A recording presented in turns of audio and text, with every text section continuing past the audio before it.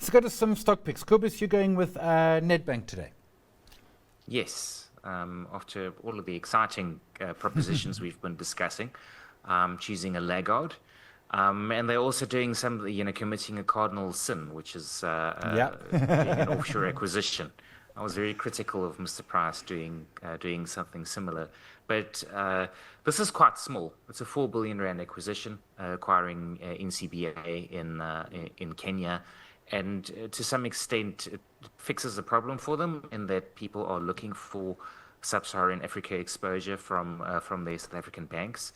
And this is quite an attractive acquisition. I think they benefit from being the smallest of the big four, and this being big enough for them, where it will probably be a bit of a small bolt-on acquisition for the others. And the market was concerned around the likes of Standard Bank overpaying for an acquisition in that market in particular.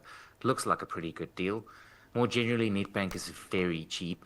And we still, again, we've mentioned this before, green shoots, and we can talk about the bonds that have outperformed. The cost of capital in the country, interest rates are coming down significantly. At some stage, allocators of capital are going to have to look for better places to put their money than South African bonds that are no longer demonstrating value.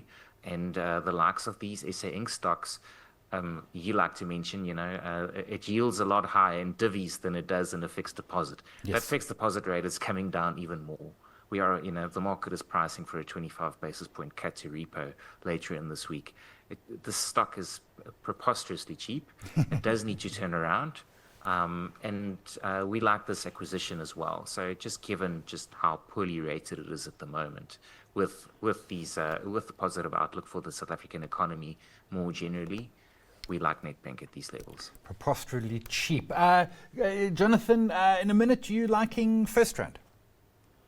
So yes, we are liking Firstrand in a similar vein. They came out with a great trading update early December. I think it was like the 2nd of December for the 6-month period ending now, or this last December. And in fact, those numbers are coming out more or less 3rd or 4th of March.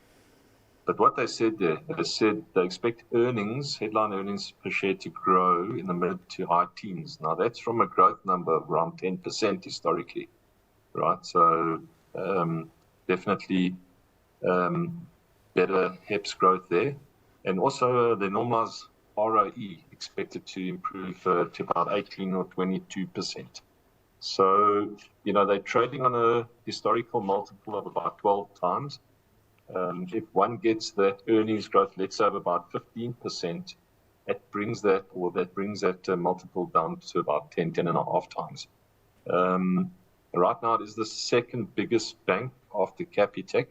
Capitec's taken over in terms of market cap, but it's a great business. And, similar to what Cobus has said, SA Inc. and the better macro environment that we're expecting with lower inflation and lower interest rates should certainly help the likes of Firstrand and their profitability going forward.